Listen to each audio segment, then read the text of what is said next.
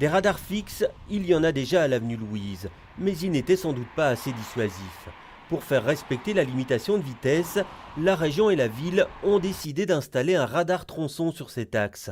Il calculera la vitesse des automobilistes sur une plus longue distance et les verbalisera s'ils dépassent les 50 km/h.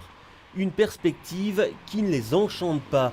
Beaucoup estiment que la limitation imposée sur cette voie n'est pas adaptée.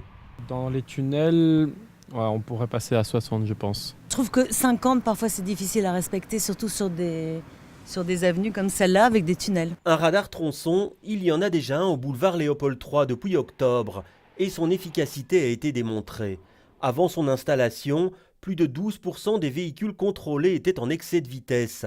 Après sa mise en service, 4,74% des automobilistes seulement, selon des contrôles réalisés entre le 14 et le 27 novembre.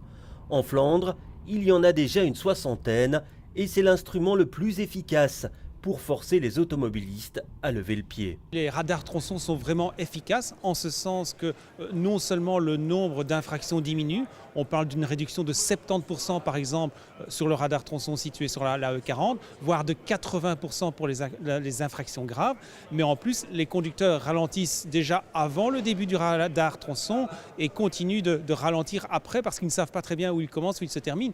Bref, ça a un impact très positif pour la sécurité routière et globalement le nombre d'accidents graves baisse de moitié. Les professionnels de la sécurité plaident donc pour la mise en place rapide d'autres radars sur tous les axes de pénétration, trop souvent considérés par les automobilistes comme des autoroutes urbaines.